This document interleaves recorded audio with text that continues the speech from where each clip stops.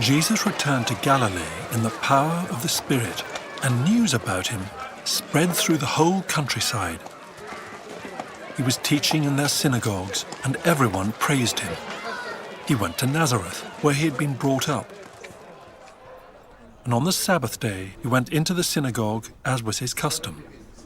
He stood up to read, and the scroll of the prophet Isaiah was handed to him. Unrolling it, he found the place where it is written, "The Spirit of the Lord is on me, because he has anointed me to proclaim good news to the poor. He has sent me to proclaim freedom for the prisoners and recovery of sight for the blind, to set the oppressed free, to proclaim the year of the Lord's favor." Then he rolled up the scroll, gave it back to the attendant, and sat down. The eyes of everyone in the synagogue were fastened on him. He began by saying to them, "Today, this scripture is fulfilled in your hearing." God of our Lord Jesus Christ, the Father of glory, may give you a spirit of wisdom and of revelation in the knowledge of him, having the eyes of your hearts enlightened or opened, that you may know what is the hope to which he has called you, what are the riches of his glorious inheritance in the saints, and what is the immeasurable of his power towards us who believe. This is a great prayer for us to remember each time we come to the Word. To ask God, please open our eyes so that we may understand. Open the eyes of our hearts so that we can hear, we can understand, we can comprehend, and we can be changed. Also in 2 Kings chapter 6, verses 17, we see the story of Elijah and his servant. And Elijah prays that the eyes of his servant would be open so that he could see into the spiritual realm, so that he could see that there are more with us than there are against us. That when God is for us, who can be against us? And that is my prayer for us as we come to the Word this morning, that we would be able to see. Amen. So today we're going to do things a little bit differently. If you saw the email that I sent out, our weekly email, and also the Facebook post, we were going to be wrapping up our series on love today. Love is, and looking at the final part of 1 Corinthians 13. For multiple reasons, which I won't go into for now, I changed my mind on that late yesterday. So very late, after all of the announcements had gone out. And so we're going to flip a little bit. So today we're going to talk about, the title of the message today is, it's a two-part title actually, but it looks ugly when you put it in two parts, so I just put the second part up there. So it's God's heart for the poor / who are the poor? Because we know that God has a heart for the poor. I think most of us who've been Christians for long and have read anything of the scriptures, we know that the poor hold a special place in God's heart, and they hold a special place in the narrative of the scriptures, both Old and New Testament. But what we may not fully understand is who exactly are the poor. Because we have images in our minds, like when we say a word like poverty, we say a word like poor, or we say a word like rich, we generate images in our minds of what that is. And those images may be correct or may be partially correct. But this morning we want to look at, biblically, who are the poor. And so when Jesus says in Luke chapter 4, the passage that we saw before, he reads out of a scroll from Isaiah 61. And he basically says that my mission, I'm paraphrasing here, but my mission is to come to the poor, to bind up the brokenhearted. So Jesus said it, so it's important for us to understand exactly what he means by that. So today we are looking at this, and I guess if you wanted to put this sermon somewhere into the context of a message series or a sermon series, I guess you could say it will come under our sort of first Sunday of the month when we look at a little bit of the vision of the church, of who we want to be as a church. Okay? And so, as I have mentioned before, in some of these earlier messages where I'm talking a bit about the vision of the church, I'm not just going to be objectively saying this is what the vision of the church is. I'm also, as the new pastor here, trying to introduce a little bit of myself and what some of my passions and beliefs are and what I feel God is calling me as the pastor in this community, calling us to lead this church on a journey towards. So, by way of a little bit of introduction to you as I come to this passage, I have not always been in Munich, in Germany, as you know. I started my life in Australia. My dad was a minister or a pastor. He was in the Uniting Church. Now, the Uniting Church in Australia is a mix of the Methodist Church, the Congregational Church, and the Presbyterian Church. So a bit of a mix there. So they joined all back in the 70s because pretty much all three of them were shrinking in number. But they realized that they had more in common than they had differences. And so they said, why don't we unite together? Also, because of the biblical mandate for unity, let's put our differences aside and see how we can continue to further the cause of the gospel, but together rather than separate. So my dad trained as a Methodist minister, and then the Methodist Church joined the Uniting Church. So I'm a pastor's kid. I'm a preacher's kid. And from your experience, that may be a good thing or maybe a bad thing. Where I grew up in Australia, if anyone said, oh, he's a preacher's kid, that usually meant that they were rebellious, they were naughty, they did all of the wrong things.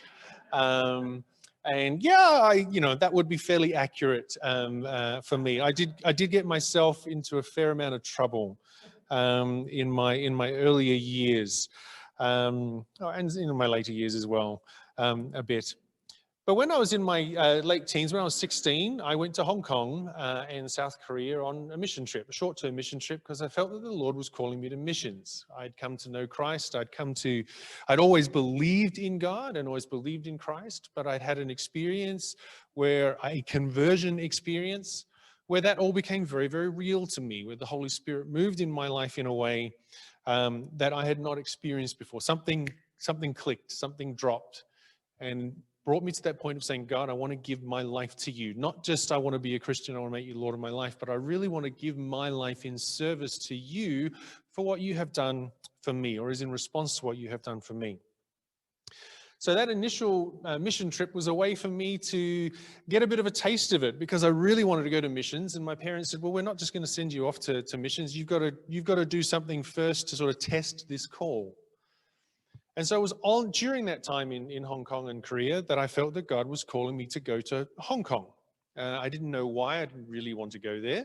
And so I went back to Australia, got a job, saved money for about a year, and then went back shortly before just after my 18th birthday to Hong Kong to work with or to study with an organization called YWAM, Youth with a Mission. Now, when you hear that Youth with a Mission, you may have some people go, oh, Youth with a Mission. Other people go, oh, Youth with a Mission. But you could say that with many different organizations. But for me, it was a great experience. And I went to study a discipleship training school, which is sort of their initial entry-level way to sort of sift out the chaff, the wheat and the chaff, of who's going to be able to cut it, who's going to actually be able to work in missions, and who's not. And so that was a six-month course. So for 3 months, we did a lecture phase. So we had classes every day. We're doing theology, we're doing psychology, we're doing a whole bunch of stuff, Bible study, learning about God, learning about missions. And you have a practical part to that. And my practicum, or my practical weekly work that I did, was working in Vietnamese refugee camps in Hong Kong. So we still had a few Vietnamese refugee camps there. And so this was an amazing experience. For me, this white kid who'd grown up in South Australia, my family was not wealthy by any stretch of the imagination. The Uniting Church paid woeful salaries. So we lived a fairly simple life. And I missed out on a lot of the things that other kids had, but I was not poor by any stretch of the imagination. In a global sense, probably still in the top 10% of income earners, I guess you could say.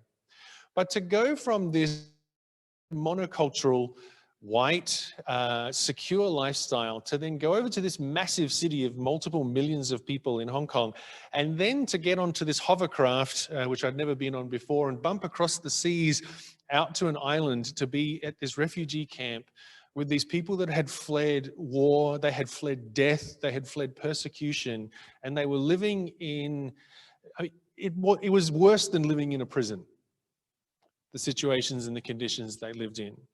If you know anything about Hong Kong, 9 to 10 months of the year are hot and humid. You get a little bit of a very, very short winter. Some years it's shorter than others. Some years it's just a few days. Sometimes you get a few weeks. And they were basically just living in these galvanized iron sheds. No windows, you know, just some material or whatever just hanging down. And whole families would be in these little cubicles, just dirt floors. And so we went out there. Of course, we didn't speak Vietnamese. We didn't speak any of the languages that they did. And we were just young people. Again, we were youth with the mission. And so we worked mostly with the kids. We played sport. And we'd just spend time with them, just give them some joy and some happiness in the midst of what was a fairly limiting and limited existence. And I would have to say that that was my first experience, excuse me, the first time in my life where I could really say, now I know what poverty is. No money, no way to make money, basically just sitting there waiting for the Hong Kong government and the United Nations to make a decision of where these people could be resettled and where they could go. Now, a few years earlier than that, my wife had been there. I didn't know that, of course, but when she was 6 months old, her family also fled Vietnam on a boat and ended up in Hong Kong, and they were in one of these refugee camps. Now, of course, I didn't know that at the time, but it was very interesting when I met Kwani to find out, you know, you were one of those people. I mean, she was gone by the time that I was there. I was there about 10 years later. But, you know, these are difficult situations, but these are real situations. These are real things that people go through and continue to go through. But that was my first exposure to what I would say my first real exposure to the poor. I had seen poor in Western countries, but poor in the West is very, very different to poor in places like Asia or on the African continent, even in parts of Eastern Europe. It's very, very different where I was. Then I started working I learned the language and started working for a local Chinese church, and I worked there for about 7 years. And in that situation, I started working with the poor of different stripes. Shepherd Community was a very, very grassroots church. It was set up in an area of Hong Kong that was very industrial, where a lot of people who used to work in all of the textile factories and toy factories and everything years and years ago used to live. Now, some of you would be old enough to remember back in a time when you would look at anything that was plastic or anything that was material or clothing or whatever, and it said made in Hong Kong. Then it went to made in Taiwan, then it went to made in China, and now it's made in Bangladesh, is sort of like the place where, you know, basically these companies just move around where they can find the cheapest labor and they can exploit people the most. And Hong Kong used to be one of those places. But then as the economy started to change there, the Hong Kong government shut down all of those places. And not the government, sorry, the companies decided it's not cheap enough to make these things in Hong Kong anymore, so we'll move elsewhere to make our things. And so these people became unemployed. And a lot of them ended up working, if they got jobs, working in very menial jobs, sweeping the streets, maybe working in a restaurant for a few dollars a day. And the church that I worked for set up specifically in this area to reach out to these grassroots communities. And so I was really drawn to that and then started to work with them. Most of the kids were school dropouts, or they were in Hong Kong. They used to have a banding system. So band 1 was your students that were going to make it, right down to band 5, which were the students that were probably going to drop out before the end of their time. And it was a very discriminatory system. And so we had a lot of those sort of kids in the church. And the local gangs, which are the Chinese gangs called the triads, really worked hard on these schools because they knew that the kids weren't interested in studying, they weren't getting good education, they were probably in very, very poor homes. So they were prime targets to be recruited into these Chinese gangs to sell drugs or to sell fake CDs or to sell, you know, to do whatever they could do at the time. And so they would get into these lives of crime. So our church was trying to reach out to people not only who were economically poor, but also socially poor and ostracized because of the system in Hong Kong that pushed them further and further to the bottom of the ladder. And then when I was at Shepherd Community, I started working. I had a real passion to reach out to those who were, I guess the politically correct way to say it is alternative lifestyles.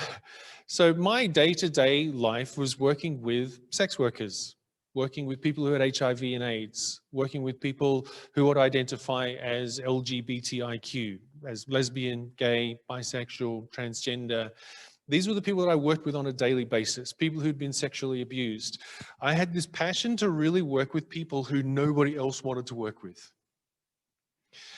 And it was through that process, and I think that as part of that sense of God working his call in my life and me slowly coming to that revelation that Paul was praying for the Ephesians, that my eyes would be open to understand God. Through that call process, God started opening my eyes to show me, poverty is not just about money.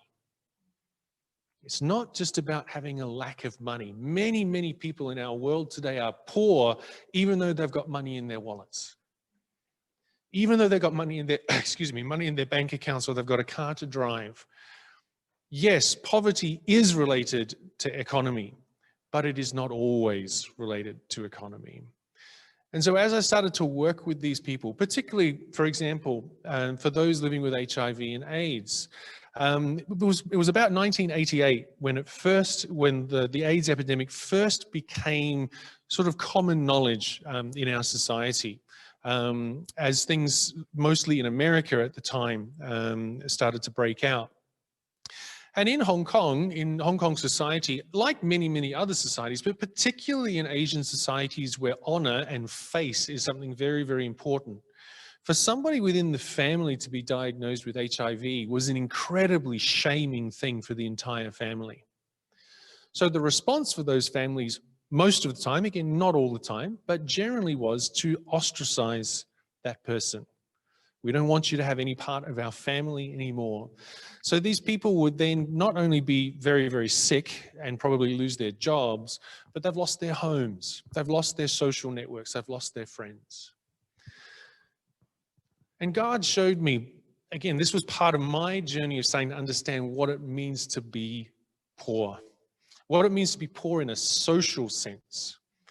Quite often what it means to be poor is it is to be an outsider. It's to be ostracized. You can have money in your wallet, but if you've got no friends, if you've got no family, or maybe you had those things and those people have deliberately shunned you, you know what poverty is. Poverty of soul, poverty of spirit, poverty of heart.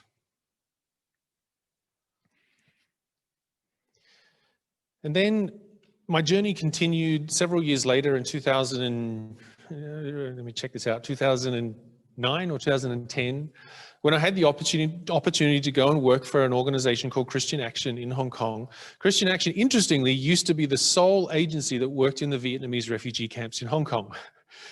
And then they had sort of diversified and developed a whole bunch of other services for other poor within the communities after the Vietnamese refugee camps had been closed down. And I knew the CEO of Christian Action, and they had been trying to get me to come and work for them for a while. And the opportunity came up for me to do that. And so I started working for them, working with refugees, asylum seekers, and migrant workers, particularly exploited migrant workers, mostly Indonesian women, who had come to work in Hong Kong as domestic helpers, so cleaning houses, looking after kids, and they had no legal protections and no social protections, and so quite often they were abused, sexually abused, physically abused.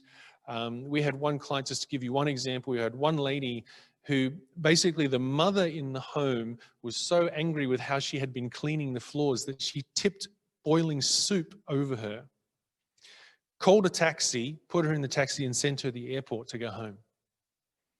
And it was somebody at the airport who saw this woman with these bandages on her in agony and pain trying to get on a plane who said, "Hey, what's going on here?" Unfortunately, they knew our organization and they called us up, but this is the sort of stuff that happened. And so I was working with these women, working with refugees, working with asylum seekers, working with torture claimants, many people from the African continent, particularly from places like Somalia, which many of us would be familiar with what's been going on there for decades, and from other Middle Eastern countries. So my life has been spent mostly working with economically poor, but also socially poor. But then I've also had times when I'm not doing that, when I've been in different situations. But I've always had that desire to really be with those who are on the outside, who don't necessarily fit into our economic situation or our social, societal situations. And I believe that this is a heart that God has given to me. But as I've grown, and as I've grown in age and experience, I have, as I said before, I've increasingly come to the belief that the heart of God and the call of every follower of Christ is to reach out to the poor. But that poor is going to look different in every situation. It's going to look different in Munich. It's going to look different in Sydney. It's going to look different in Hong Kong. It's going to look different in Lagos. It's going to look different, put in whatever city or country you want. Who the poor are is going to look different in every situation. So today we're going to look at two passages of Scripture that capture the greater biblical narrative of what God's heart for the poor is. These scriptures I find a constant challenge to myself, or a constant challenge. And they light my path and continue to light my path and continue to call me back. I try to use them to keep me accountable, to remember that God's heart is for the poor primarily. And my hope is that as we look at these scriptures and as we continue to open our hearts and say, God, speak to us, that we would hear that call, that we would hear that cry of God, of his heart for the poor. So we heard before from Luke chapter 4,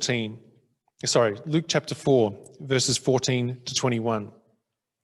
And this in Luke's gospel is the first, it is the beginning of Christ's ministry. So basically what happens, and you may have heard it just briefly in the video, it comes immediately after Jesus is led into the wilderness. So for most of the gospel writers, the time of Jesus in the wilderness is sort of programmatic for them. It's almost like this is the launch of his time of ministry. This is where he is acknowledged. He sort of goes through that final fire of being tested by the devil and answering with the word of God, remaining faithful, not giving in to temptation, and then he returns and his ministry begins. And so here for Luke, Jesus returns from this, and where does he go? He goes to the synagogue. He goes to the temple, and he reads the scroll. As we saw the picture there of them sitting in the temple, it's probably quite a good image of it. And they've all got their heads covered in respect as they are encouraged to do through the Jewish teachings. And he reads from the scroll of Isaiah, Isaiah chapter 61. And he says, let me just grab my scriptures out here. And he says, the Spirit of the Lord is upon me because he has anointed me to proclaim good news to the poor. So here we go. This is Jesus' first coming out words of saying, here I am. I'm Jesus. I am the Son of God. He doesn't say those words exactly. But in saying these words, both Luke and Jesus are setting the agenda for the ministry and the life of Jesus, of how it's going to be over the coming 3 years. And so what does he say? First of all, I have come to preach the gospel. I've come to proclaim the kingdom. There are a whole bunch of things we can put in there, but no, that's not what he says. He does say those things at a later time. But the words that he chooses to use to announce his arrival, so to speak, on the scene is, the Spirit of the Lord is upon me because he has anointed me to preach the good news to the poor. And I think there's something there that we should be listening to. If these are the first words that Jesus identifies with himself as a self-identification mark, there's something there that we need to be listening to. He has sent me to proclaim liberty to the captives, recovery of sight to the blind, to set at liberty those who are oppressed, to proclaim the year of the Lord's favor. He rolls up the scroll, gives it back, sits down and says, today in your presence, this word is being fulfilled. Now, if we go to Isaiah chapter 61, verses 1 to 3, Jesus doesn't read the entire scroll. He doesn't read the entire section. He only quotes a part, or at least Luke only records a part that he says. So let me read the whole of the Isaiah passage. The Spirit of the Lord God is upon me, because the Lord has anointed me to bring good news to the poor, sent me to bind up the brokenhearted, to proclaim liberty to the captives. And this is where it gets a little bit different. And the opening of the prison to those who are bound, to proclaim the year of the Lord's favor and the day of vengeance of our God, to comfort all who mourn, to grant those who mourn in Zion, to give them a beautiful headdress instead of ashes, the oil of gladness instead of mourning, the garment of praise instead of a spirit of heaviness, that they may be called oaks of righteousness, the planting of the Lord, that he may be glorified. So this passage in Isaiah 61 is actually a culmination of a series of passages throughout Isaiah, a series of prophetic passages talking about a coming suffering servant that was eventually understood by the Jews and also by Christians later on as being the coming Messiah. Okay? So there are a series of scriptures. So when in Isaiah 61, when Jesus reads this scroll and says, this is what is being fulfilled in your presence today, all of those who were in the room, which would all have been men, by the way, and we'll get to that a little bit later, would have understood that what Jesus was saying in Isaiah 61 was more than just Isaiah 61. That there was a whole concept that he was saying, there was a whole concept that he was touching on that they would have understood. So what we're going to do is we're going to briefly look at the building of this concept of when Jesus said this, what would have those Jews who were listening, what would have they have been thinking? Because they wouldn't have just taken his words on the surface.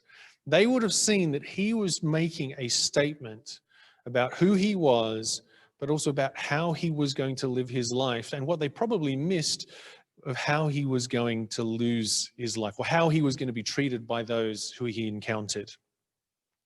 So in Isaiah chapter 11, now we should have the scriptures for these up there. Are we tracking along with the scriptures, or are we having problems with the PowerPoint? Okay, so we've got the Isaiah chapter 11. Great, thanks for that, Felix. So Isaiah chapter 11, verses 1 to 10, is where we start seeing the prophet Isaiah talking about this suffering servant, this person that would come, or this individual that would come at some point. Now, what a lot of scholars understand is that there's probably two meanings to this, that there was some sort of individual back in Old Testament times that could be this suffering servant, and that maybe Isaiah saw himself as that suffering servant. But there is that secondary meaning of what the Jewish believers and then eventually Christians believed was this coming Messiah. But Isaiah 11, 1 to 10. There shall come forth a shoot from the stump of Jesse, and a branch from his roots shall bear fruit. And the Spirit of the Lord shall rest upon him, the Spirit of wisdom and understanding, the Spirit of counsel and might, the Spirit of knowledge and the fear of the Lord. And his delight shall be in the fear of the Lord. He shall not judge by what his eyes see, or decide disputes by what his ears hear. But with righteousness he shall judge the poor, and decide with equity for the meek of the earth. And he shall strike the earth with the rod of his mouth, and with the breath of his lips he shall kill the wicked. Righteousness shall be the belt of his waist, and faithfulness the belt of his loins. The wolf shall dwell with the lamb, and the leopard shall lie down with the young goat, and the calf and the lion and the fattened calf together, and a little child shall lead them. The cow and the bear shall graze, their young shall lie down together, and the lion shall eat straw like the ox. The nursing child shall play over the hole of the cobra, and the weaned child shall put his hand on the adder's den. They shall not hurt or destroy in all my holy mountain, for the earth shall be full of the knowledge of the Lord as the waters cover the sea. In that day, the root of Jesse, who shall stand as a signal for the peoples, of him shall the nations inquire, and his resting place shall be glorious. So we see the prophet Isaiah, we see God saying through the prophet Isaiah, starting to bring this picture, the root of Jesse, again, Jesse, David, and then, so it's going to be in the line, in the Davidic line, okay, which has been prophesied throughout the Old Testament anyway, okay. He is going to come to righteously judge the poor and decide with equity for the meek of the earth. And then we see these images of peace. We see all of these images of, animals lying down with each other that shouldn't be lying down with each other, and kids playing over cobra holes. This is not saying that, we can do irresponsible things, okay? These are imageries to say that the land will be filled with peace, okay?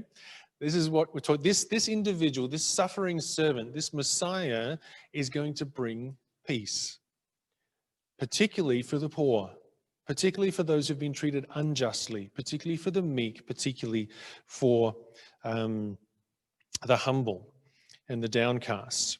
Okay, so then in Isaiah 42, 1-4, continues on. We see this imagery again. We're continually seeing this imagery of the suffering servant of this coming Messiah. So Isaiah 42, 1-4. Behold, my servant whom I uphold, my chosen in whom my soul delights. I have put my spirit upon him. He will bring forth justice to the nations. He will not cry aloud or lift up his voice or make it heard in the street. A bruised reed, he will not break, and a faintly burning wick he will not quench. He will faithfully bring forth justice. He will not grow faint or be discouraged till he has established justice in the earth, and the coastlands wait for his law.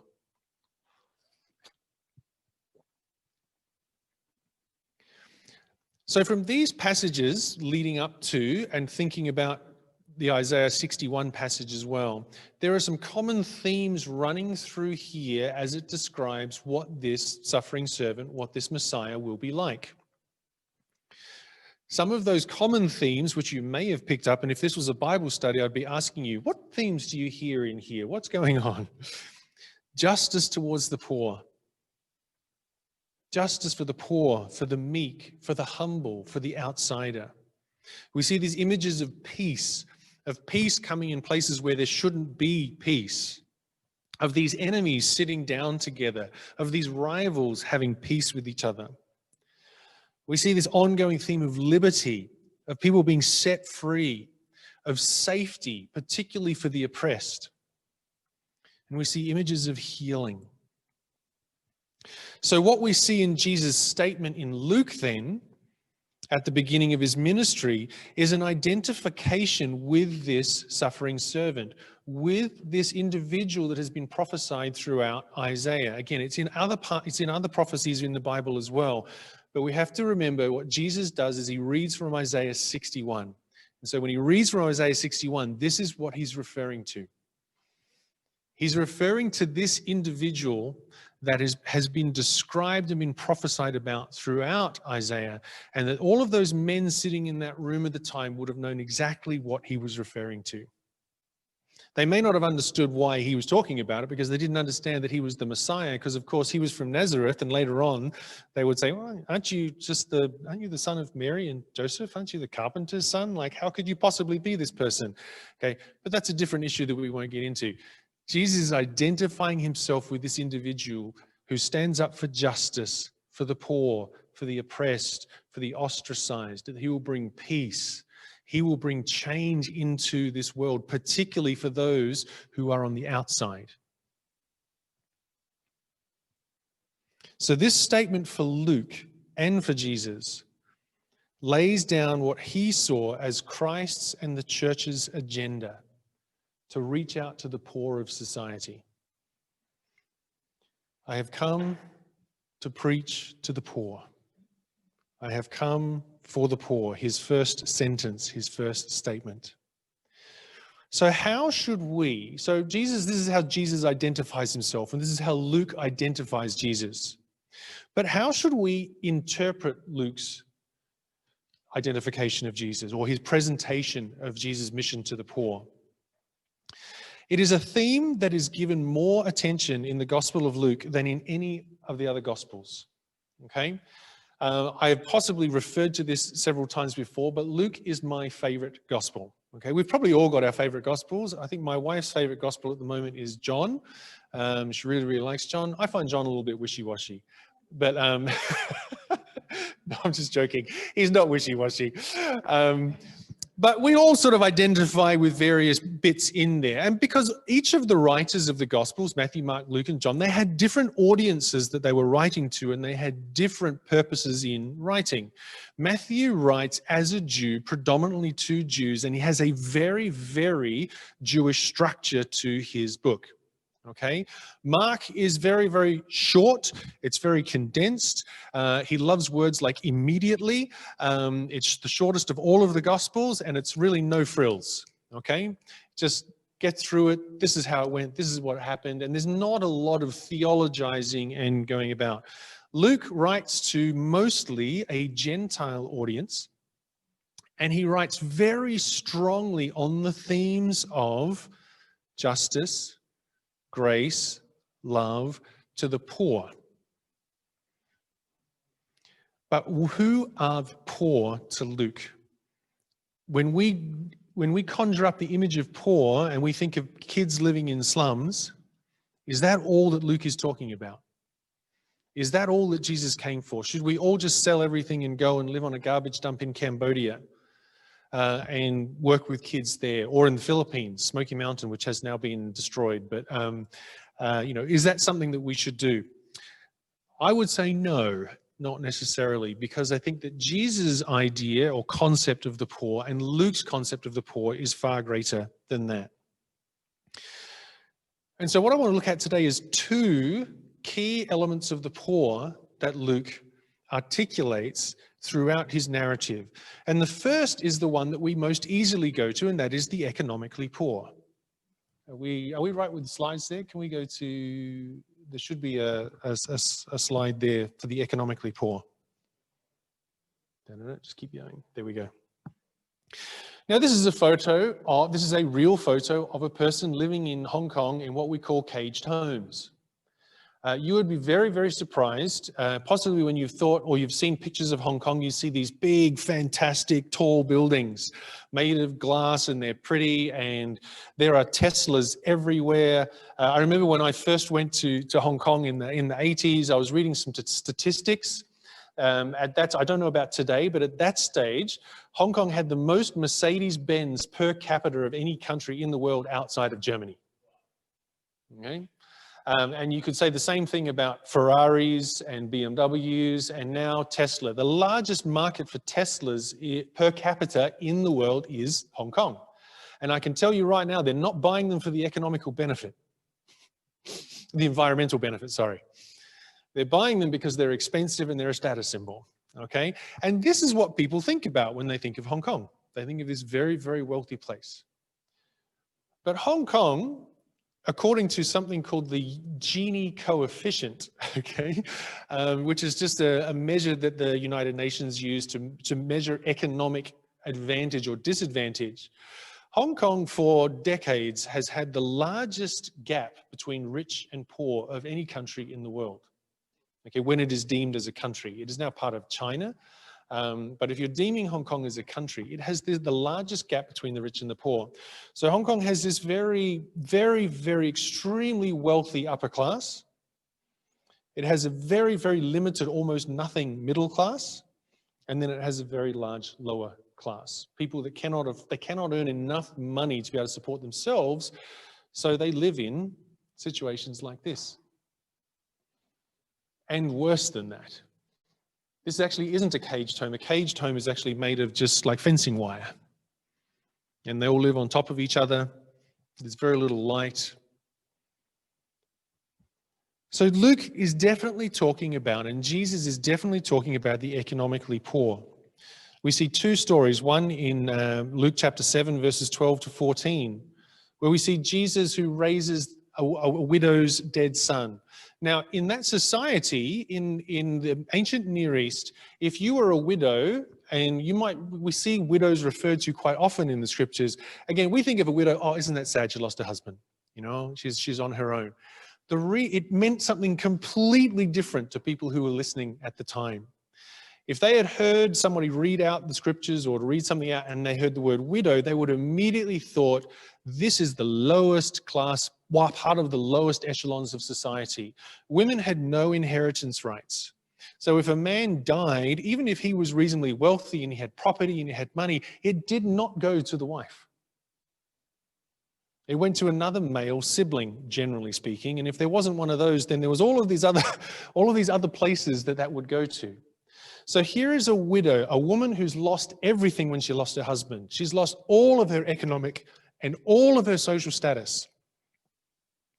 And now probably the only chance that she would have to gain back any of that economic status is through a male son, who could then get a job and then earn money and then finally support her. So what we see here, again, when we look at it through our eyes, through our modern eyes in 2020, we see a sad story. A woman who's lost her husband and now she's lost her son. To them, it was so much more. This woman had lost everything now. Everything.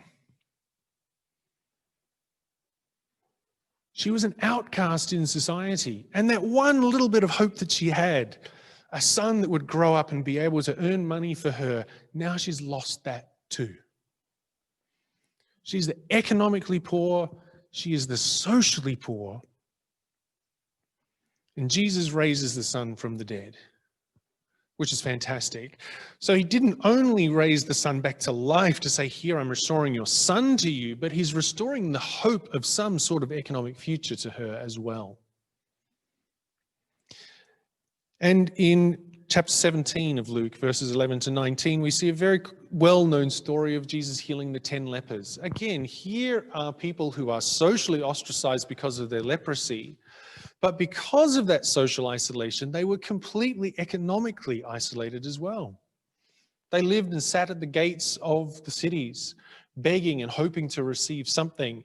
And that people would hopefully, the reason why they sat at the gates and by the walls of the cities is because people would often throw their scraps of their food, throw their leftovers, throw their garbage out of the windows over the walls. So the lepers or other sick would be there so that they could then gather that together. So they would have something to eat. These are just two stories, two examples throughout the Gospel of Luke and throughout the other Gospels of where Jesus shows care for the economically poor, okay? We're not going to spend a whole bunch of time on this because I think we're all sold on the concept that Jesus cares for the economically poor.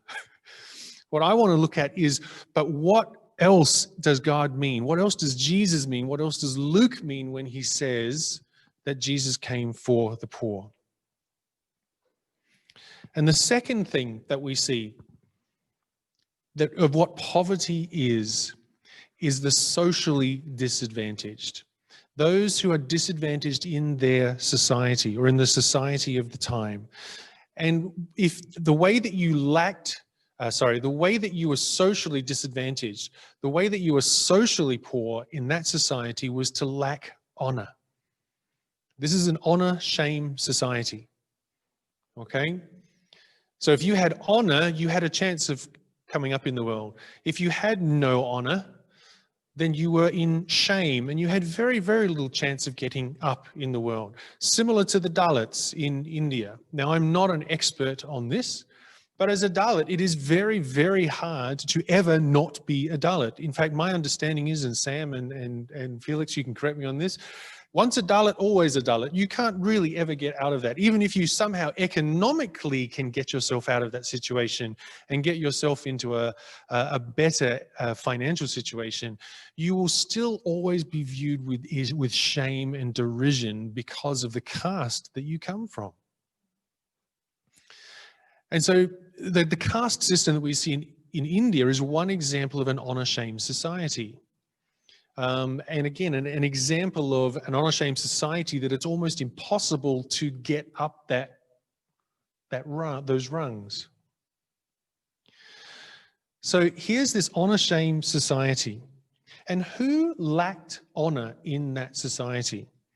So I have a little bit of a list here of who lacked honor in society in the ancient Near East in early New Testament times. And one of the top ones of those who lacked social standing, those who lacked honor, those who were socially disadvantaged in that world was women. Now, you may have heard of the famous prayer the famous Jewish prayer. Some have disputed whether this is real or not, but I think that they have a particular agenda, is why they try to say that it's not real. But it is real. But the morning prayers for a Jewish man, the daily morning prayers, include a prayer where they say, I thank God that I am not a Gentile, that I am not a slave, and complete the sentence, and that I am not a woman. Okay? Women were viewed, and still, if you look at ultra-Orthodox communities, if you're interested and you've got Netflix, watch a show called Unorthodox. It's very, very interesting, and it'll give you a little bit of insight into the ultra-Orthodox community in New York. It's filmed mostly in Berlin, actually, which is quite interesting. But women have a very, very low part in society. As I said before, women had no inheritance rights. Okay? And the men would be praying on a daily basis, saying, I thank God that I'm not a Gentile, which is fair enough. You go, okay, I'm not a pagan. Okay? I've experienced God's grace and love. I'm not a slave. Okay, you can understand that one as well. You sort of think, well, great, I'm free. I don't have to live in servitude to anyone else. And I'm not a woman. But we see Jesus drawing women to himself. Now, I need to be very careful in how I say that, because in our society that can be interpreted incorrectly. But if you're ever interested, read through the Gospels, particularly through the Gospel of Luke, and ask yourself this question as you're reading. How does Jesus treat women? Does he shun them? No, he calls them out. And Luke includes them in his narrative in such a powerful way. Isn't it interesting that it's a woman that anoints Jesus' feet for his burial? Isn't it interesting that it's women that first come to the tomb and see Jesus? And then they go and proclaim, because a woman, her voice had no power in that society. A woman could not bear witness or testify in court because women were just seen as unreliable and as liars. But then Luke chooses, and the other gospel writers as well, choose to show that it was women that first saw Jesus at the tomb. And then what do? They run off and tell the men. And what do the men do? They don't even believe.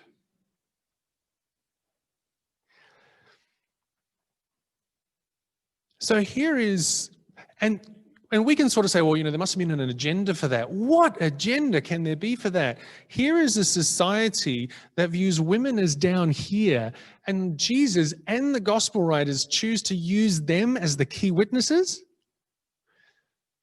Like, if it wasn't true, you wouldn't do that.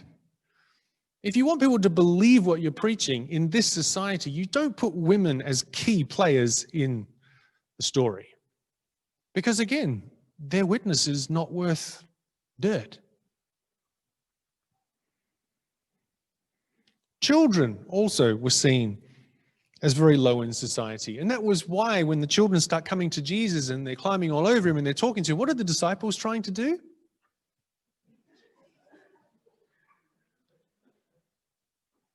Get out of here. Why? Because they're kids. They're stupid. They don't know anything, whatever.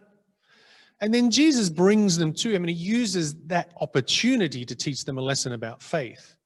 But again, in the action of him saying, hey, suffer the little children, come to me, let them come to me. He's honoring them and lifting them up in that situation. widows, as we've already talked about before, lepers, paralytics, the sick, the blind.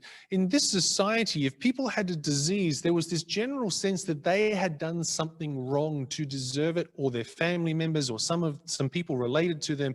Something had happened. So the sickness that these people had was a punishment from God or from the gods for something that had been done wrong. But Jesus draws them to him. Jesus doesn't run away from them. He goes to them. He touches them. He eats with them. He fellowships with them. Slaves, Samaritans, the demon-possessed, criminals, tax collectors, these were all people who held extremely low areas, low positions in society. They were the societally poor. Who does Jesus spend most of his time with? Not just in Luke, but throughout the Gospels. It's them. If he's trying to win friends and influence people, if you've ever heard the title of that book, How to Win Friends and Influence People, he wouldn't have been doing that. I don't think. I don't think that's how we would do it, quite possibly. Because we would think, oh, if I hang out with those people, I'm going to be judged according to them. People are going to think, oh, if you're with them, then you're like them. But Jesus intentionally, in Luke more than any other Gospels, but in all of the Gospels, Luke goes to these people. And he has grace for them, and he has love for them, and he has compassion for them. And then the Pharisees and the Sadducees and all these other people come around the edges and they throw stones at him, metaphorical stones. Oh, you're friend of tax collectors and sinners. Oh, if he was truly righteous, he would understand who this woman is who is at his feet. Most of Christ's interaction with those sorts of people is calling out their ungodly attitudes, their judgmentalism, their self-righteousness. But he reserves grace and love and compassion and welcome to the outsiders of society.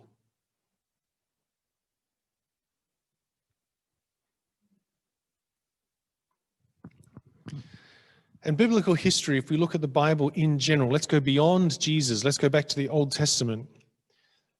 The story, the redemptive story throughout the scriptures is very, very much a story of God taking the outsider and using the outsider as his means of grace and as his means of bringing his love and his story and his restoration and redemption through. Abraham was just this wandering nomad who had no nation, no country, no nothing like that. But God worked through Abraham. And his wife was barren, again, woman of very, very low status, and she's barren. Again, she'd done something wrong, or someone related to her done something wrong, so she was cursed in the society of the time, in their minds, cursed. But God brings his redemption, his story of redemption through there. Joseph is an outcast from his family. They wanted to kill him. They ended up throwing him in a pit. Okay, he ends up in Egypt, and he's an outsider in Egypt as well. But God works his grace and his story through him.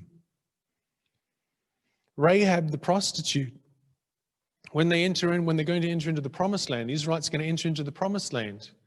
Again, it sort of boggles the mind that God, chose this and that the writers recorded it, that the writers of the Bible recorded it. You think they might want to paper that one over a little bit. Okay, she was a prostitute, wasn't really a nice woman, and then she took the spies in, and the holy line runs through, the Davidic line, the Jesus line, the Messianic line runs through Rahab. It doesn't look like God, if he has inspired the Bible, and it doesn't look like those who are writing the scriptures felt like it was better to hide these things. Maybe they were also trying to teach us something and saying, hey, God's different. He's different to us. He works differently to how the rest of the world works. David, we can think of David as an insider, as this powerful, glorious king who made tons of ridiculous mistakes, but David was the runt of the litter. Remember when Samuel goes to anoint the king, the future king, to replace Saul? He goes to all of the other brothers first and then says to Jesse, hey, none of these is the one. And what does Jesse think? Well, there's this little runt of a kid that sits out there and plays his harp to sheep all day. It's the outsider. God chooses the outsiders. And the disciples, were they business people? Were they merchants? Were they Pharisees? They were fishermen. Now, fishermen weren't like the lowest of the low in society, but they were pretty low down. We see in both the Old and the New Testaments that God is concerned for the socially poor, the socially outcast, those who are on the outside, and he chooses to run his grace, his redemption, his love, his mercy through them. So then the question that we can ask ourselves now is, if we can buy into that belief that the poor in a biblical sense is not just the economically poor, it's not just the people who are living on garbage dumps in slums around the world. And trust me, if you haven't seen it yourself, it still exists. It's real. People live on garbage dumps, they live in slums, they live in ridiculously horrible, poor situations all over the world. And you may not see it, or you may see it on TV sometimes, and sometimes that makes it a bit distant, but it is real. And it is scary and it's horrible. And one thing that you miss when you see it on TV is you miss just how bad it smells. That's one thing when we look at something like that. We look at the poor living in those situations. We can go, oh, that looks really bad. Try going there. Try walking in their shoes for a few days and you'll realize that it is so much worse than what it looks like on TV. Because there's a whole bunch of your senses that do not get it when you're watching it on a screen while sitting on your comfortable sofa in your lovely apartment with the heating on.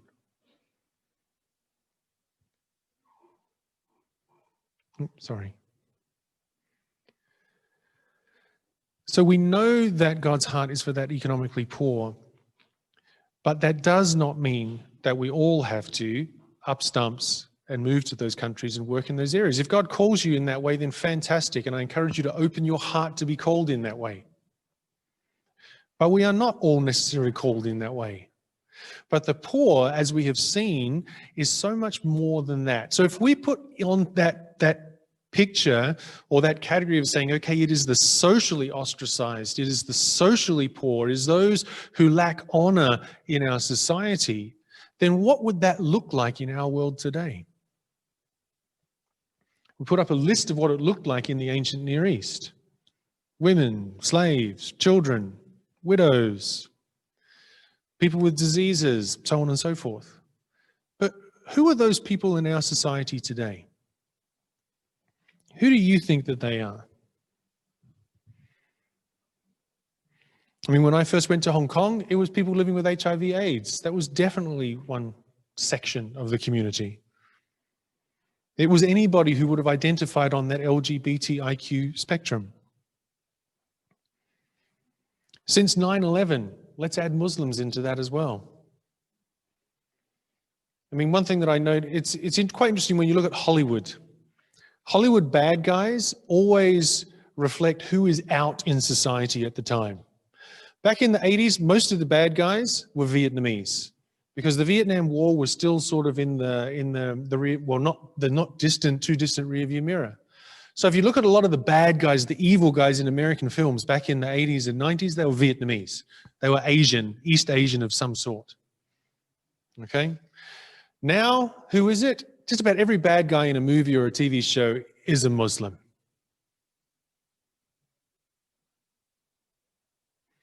Now, I'm not trying to justify the things that Muslim extremists do,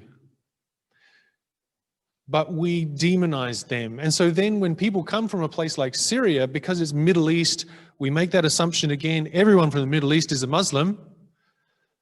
So then we don't want them to come into our country, because what they're going to do is they're going to rape our women, they're going to blow up our churches, they're going to do all of these sort of things.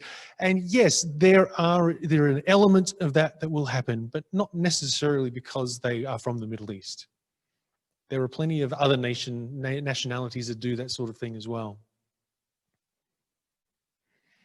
And so then refugees and asylum seekers become those outsiders as well, because they are a risk.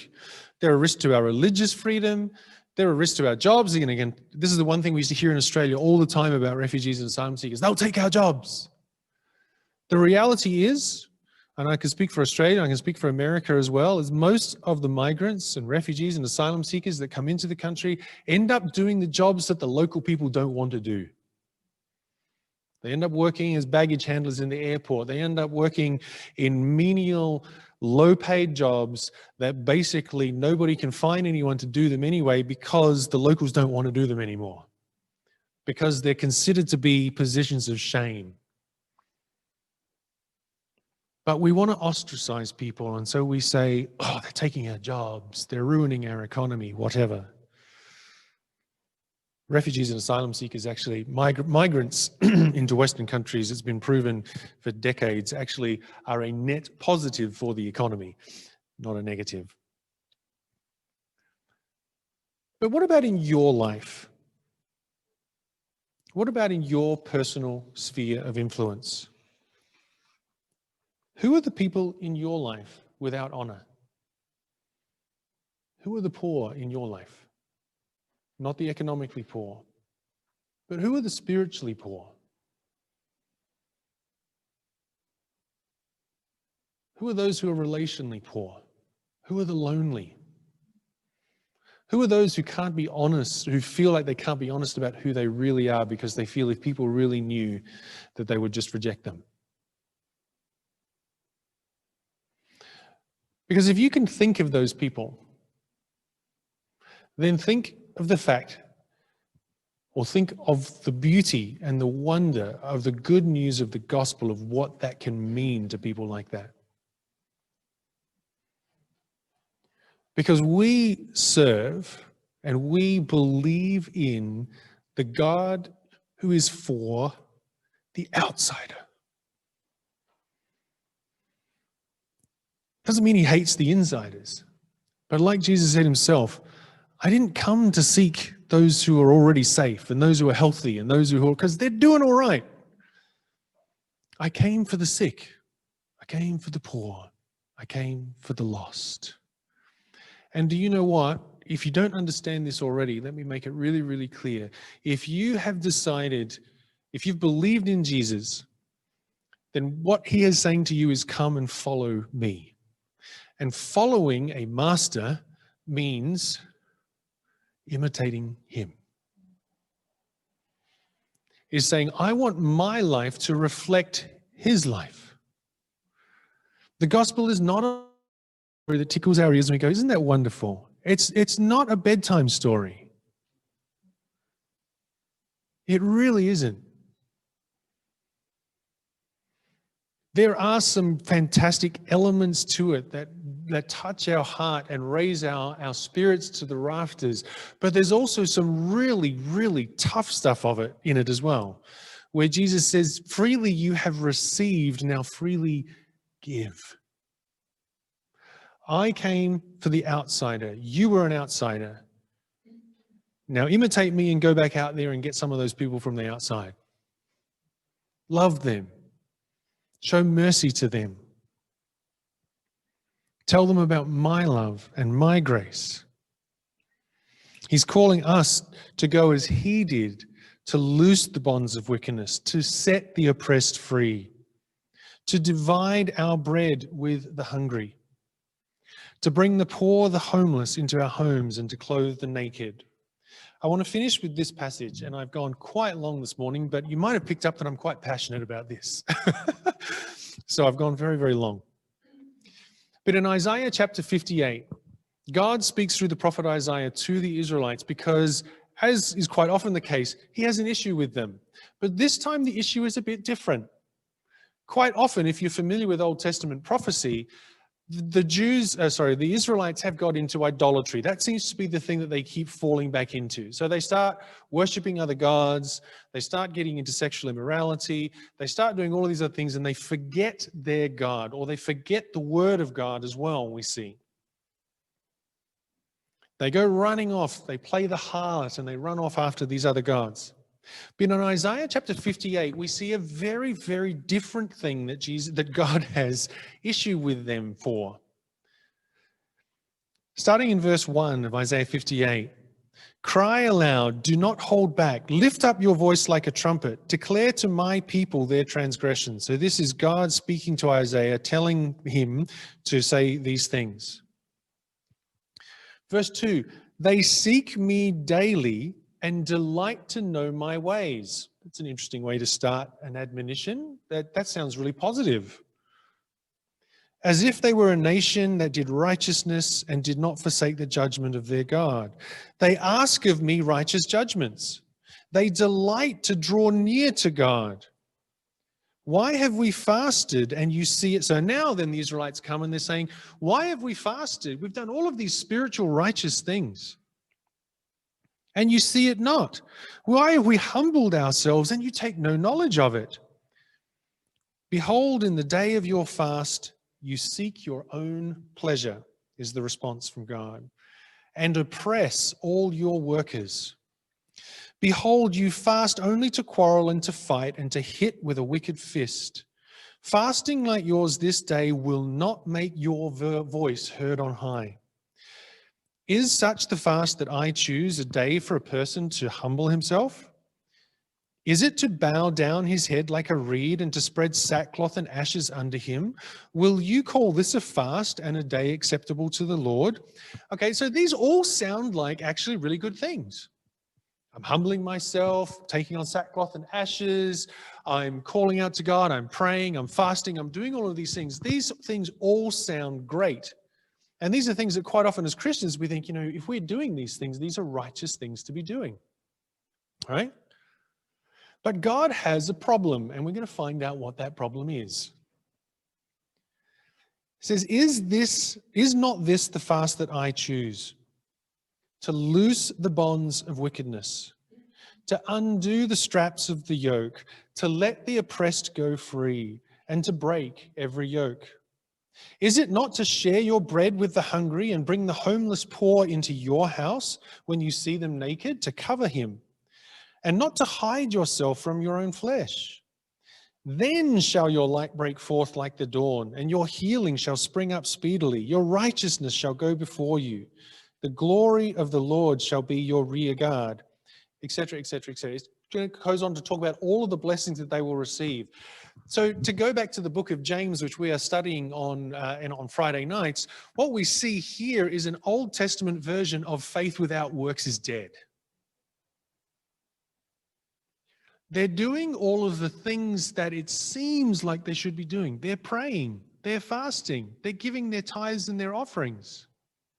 But what are they not doing? It just seems like their faith is all about this hyper-spirituality, but it's not making it down to their lives. It's not making it down for those who have people who work for them, for their employees. It says there that they're abusing the workers that work for them. So how are they showing righteous? How are they showing that they truly do understand God? And they truly understand the grace that He has given them? And they're doing all of this fasting, and God says, well, your fasting's not coming up to me. This is the fasting that I want. Loose the bonds of wickedness. Undo the straps of the yoke. Let the oppressed go free. Pay decent wages to your employees. Treat others with respect. Those who are low in society, lift them up. Don't trample them down. Share your bread with the hungry and bring the homeless poor into your homes. When you see someone naked, cover them. Then shall your light break forth like the dawn.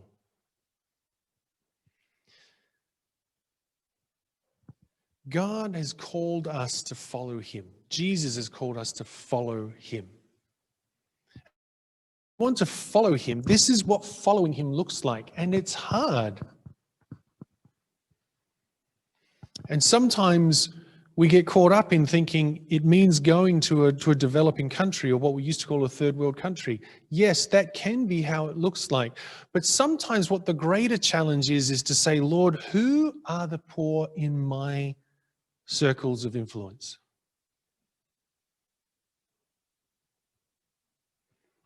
Who are those who are struggling? I don't know about you, but since I've been here in Germany, it's only been 6 months, you know, my wife and I have encountered several people who are really struggling in their marriages. Really, really struggling and going through great difficulties. They are poor in spirit. And what Kwani and I are trying to do is, how can we reach out and care for these people and love them in that place of poverty that they're in at this present moment in time? None of them are in a situation of economic poverty. They're all doing wonderfully well, far better than what we are. But we need to look beyond that and see the brokenness that is there, and to see the poverty that is there, that poverty of spirit that is there, and say, God, how can I minister in that? How can I bring your love and grace and mercy into that situation? So who are the poor in your life? And how is God calling you or challenging you to love them? How is he calling you to feed them, either whether it be a literal feeding or a metaphorical feeding? It can be something very, very difficult to do when you're living in an international situation. Because we can very quickly go, well, I'm only going to be here for a little while, so I just need to get done what I need to get done, and then I'm going to be going back to my own home country or whatever. Or I don't really speak the language, so I can't really reach out to those locals who don't speak English. And again, all of these, there's some elements of truth to those. But does that exclude us from asking God to show us how we can be the conduits of his grace and his love and his truth in the situations that we're in? I don't think it does. It's more challenging because of the situation that we're in.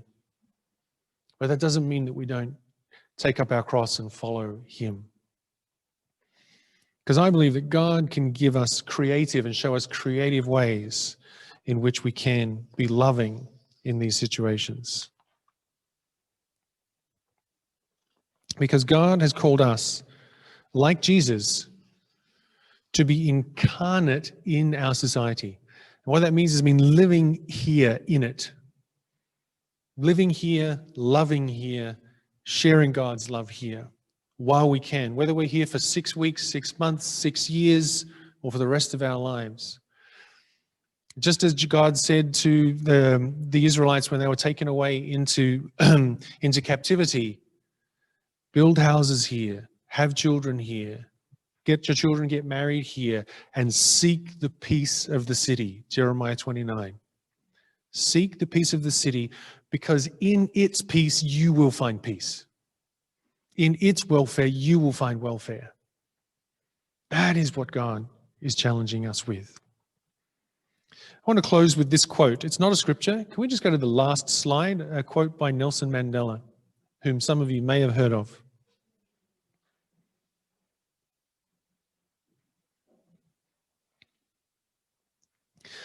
Like slavery and apartheid, poverty is not natural. It is man-made, and it can be overcome and eradicated by the actions of human beings. Now, Nelson Mandela there is talking more about literal economic poverty, but he's not talking only about that.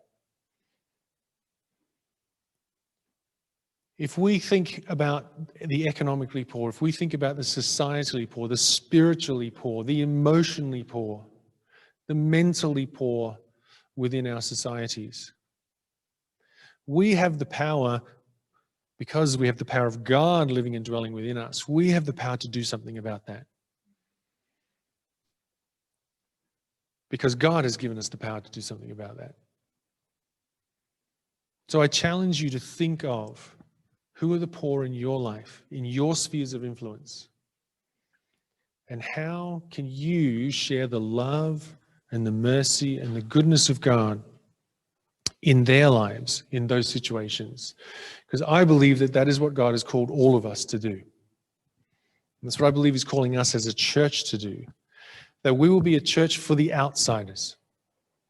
A church is not supposed to be a club where we just come every week and we meet up with all the people that we really like and we really enjoy being with. That's an element of it, and it's fantastic to worship together and to be together and to feel a sense of common purpose and common belief. Even though the colors of our skin are different, even though we speak different languages, our faith unifies us, and there's something really beautiful about coming together to celebrate that together. But it can't stop there.